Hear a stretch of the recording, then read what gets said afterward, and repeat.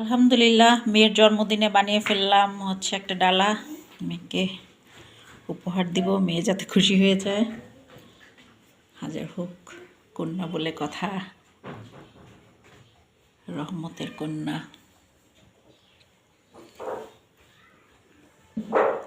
এটা হচ্ছে পাতাকপির সালাদ,